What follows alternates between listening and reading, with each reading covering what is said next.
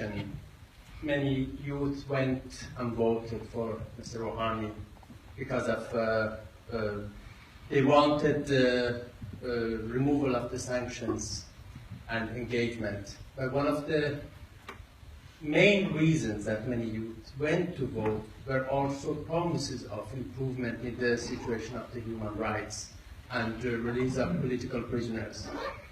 Now, about 3 years later, we see that unfortunately the situation of human rights has not improved, and in some situations it has even gotten worse, like this death penalty, where last year was probably the highest number of executions for annual execution for more than 20 years. When it comes to the civil society, the crackdown continues.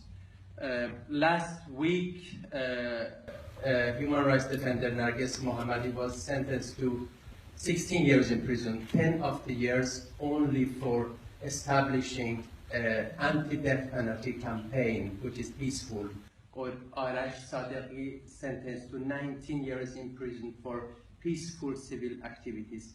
And also when it comes to social freedom, recently police attacked the graduation party of some young students, boys and girls, and they were lashed 99 times because they were partying together. So my question to you is, one, when is the improvement of human rights coming now that the engagement has started and the nuclear agreement has reached?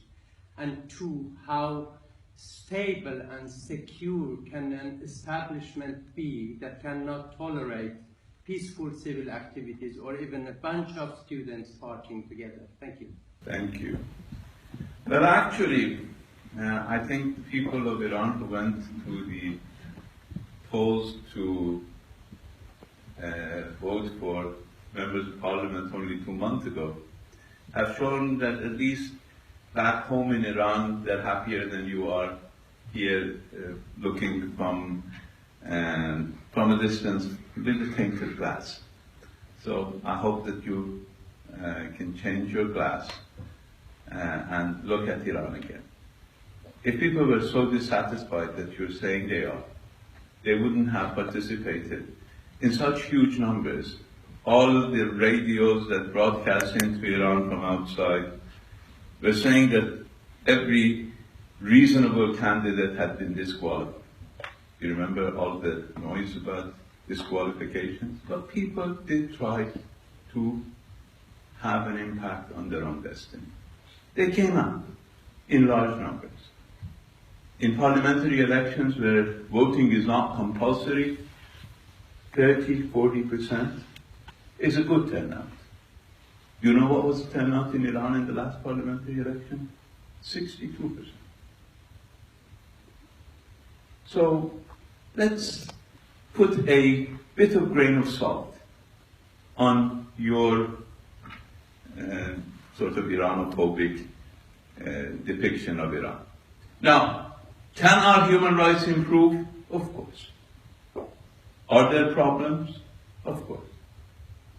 The death penalty is a problem, but the drug trafficking is also a problem. When you talk about the death penalty, the capital cases, do you also consider that over 80% of the capital cases involve drug trafficking?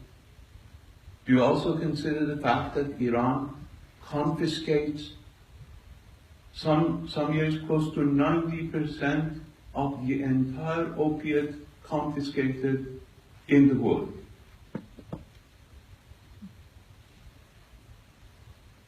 That's a huge, huge quantity. We have offered 4,000 lives in fighting drug trafficking.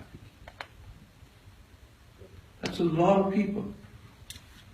So while I'm not here to defend or to say that human rights in Iran cannot improve, and it has been the political platform of President Rouhani to improve human rights situation, and I believe first and foremost the Iranian people deserve improvement in the human rights.